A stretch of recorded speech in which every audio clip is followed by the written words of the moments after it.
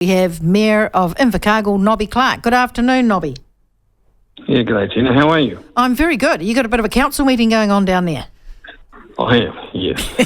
Well, look, thank you very much for taking your little break to come and have a yarn to us. But I just thought it'd be just interesting to catch up with you, just to get the lay of the land down there and some of the more positive things that you're seeing happening on the horizon.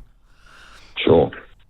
Yep, well, certainly we last weekend won a national award for our new mall.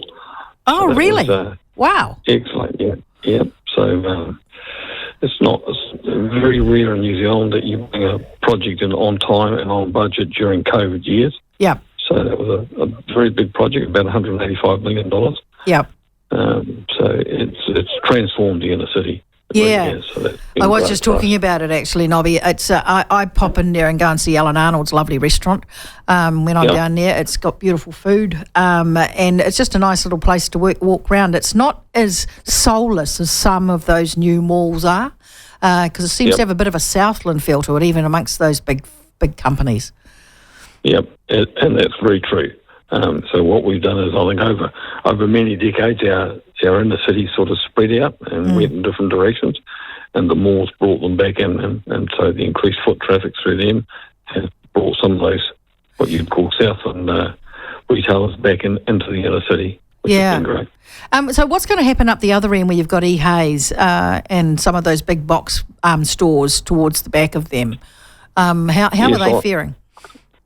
Yeah, I think I'm not sure about how they feel, but I've not had any negative feedback. I mean, the people, with the exception of farmers who's come into the mall, the rest of them are more smaller boutique retailers that have not had a presence necessarily in those big areas. Like when you look at the warehouse is massive. Yeah. And some of the big shops around there, like we've got Bunnings and we've got big players like that. They don't really want to be in a mall unless they're the anchor tenant. Yeah. The mall's more of an experience as you go and wander through. You've got a lot of very small shops that meet the day-to-day needs.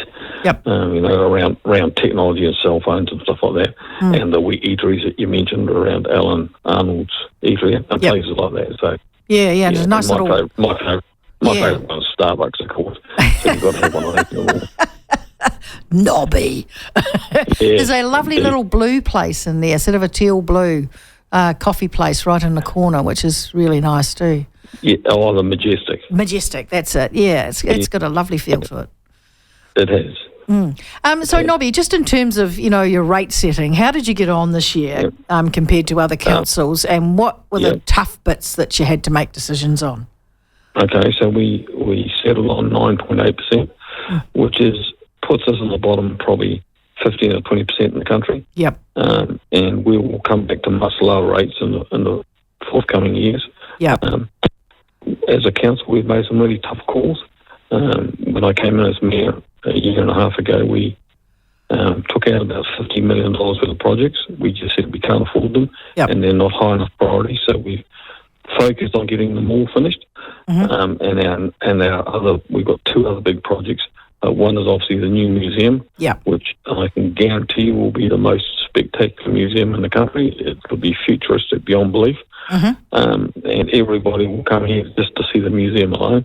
And we've also got a very big new hotel part of the destination change.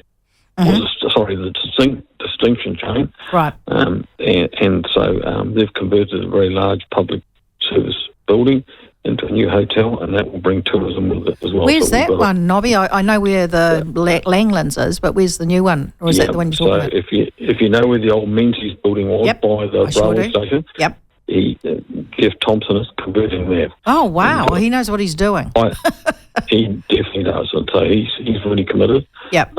Like our partners in the mall, they are local businesses that have, I guess, if I'm being friendly to them, but very deep pockets that want to invest in Southland, where they could well be investing elsewhere. They've just got a love for the province, and that's to our benefit. It really is.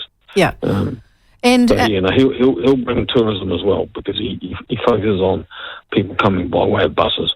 Yeah, so he does. He's got that network going, basically, hasn't he? He's got a chain of them all over the place.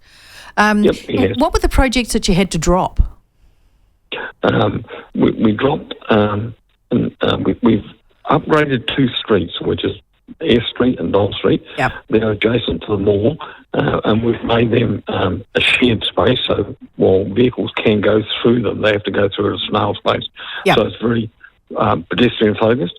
We had 2 adjoining streets that we were going to do, so that was going to be the top end of Air Street past the old H&J building, which is now closed. Yep. And then Kelvin Street, which joined the 2 up, and we decided that we just could not afford those. So we cancelled that, and the building that the City Council lives in, which is a very large... one of the ugliest buildings in history. It is. That had earmarked about $28 million worth of upgrade, which I've cancelled. Well, we've cancelled. And we're looking to getting into a new purpose-built building, which might be a fit-out with the other councils. We just think it's ludicrous to have 3 councils domiciled in the city, all with their own reception units. That's brilliant. That is absolutely brilliant. So you'll bring the regional council, district council and Invercargill all into one building. Well, I put that offer out. They've got till the end of August. I put the offer out to Southern District, which is geographically the biggest council. And is it also a bit of financial crap too, isn't it, really? It's struggling. Yeah, it is. To Environment Southland, which is our regional council, to Emergency Management Southland, which is flood control and everything else, and Great South, which is our economic development agency. So I've said to each and every one of those, do you want to be in a joint building? If the answer is no, that's fine. But there are several that do want to be into it, and we'll get some economy of scale with that. We definitely will. Oh, and shared services. I mean, you can just basically join up all of the HR, the finances, the whole 9 yards. The payrolls, the ITs, the animal controls, the reception communications. The boardrooms. You need a bloody medal just for that, Nobby. No matter all your other stuff that you might not have done very well, you get one for that. Well, I think that will save us, each council, somewhere between 5 and 10% of the operating costs. So that's a significant amount of money. It is, but it's also efficiency, and it means that you can go and do all your stuff all in one place.